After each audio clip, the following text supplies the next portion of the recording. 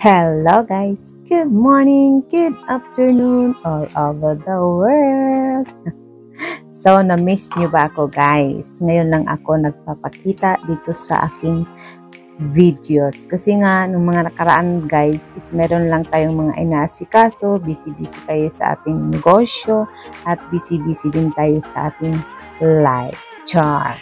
So, ngayon guys, is bakasyon na. So, bakasyon na sa elementary, bakasyon na sa high school, bakasyon na sa lahat ng eskwelahan. So, hindi naman lingid sa kaalaman ng lahat na dito sa aking sari-sari store is talagang kumikita ako sa mga bata or kumikita ako ng malaki pag mayroon siyang klase. So, ngayon is bakasyon. So, ibabahagi ko sa inyo kung magkano ba ang benta ko araw-araw ngayong bakasyon na wala ng klase o halos wala ng mga batang bumibili dito sa aking munting tindahan. Yes, guys. So, ngayon is bakasyon na. So, less delivery ako, less purchase.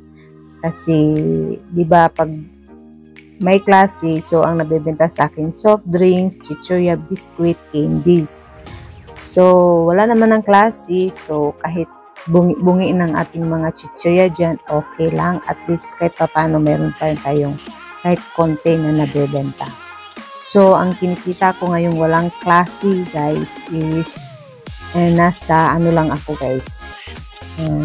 Di naman ako kumikita ay nakaka-income or nakakabenta sa araw-araw ng below 1,000. So, either nasa ano lang tayo, 1,500 to 2,000 or 2,500. Depende sa namimili or depende sa mga tao na bumibili. Yes, guys. So, okay lang pa rin. Kahit paano is meron pa rin tayong papasok na income araw-araw kahit walang klase.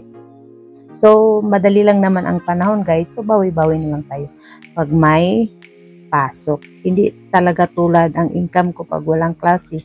Hindi tulad sa may pasukan sa eskwela. Kasi nakaka-income ako ng 5,000, 6,000, 7,000 a day.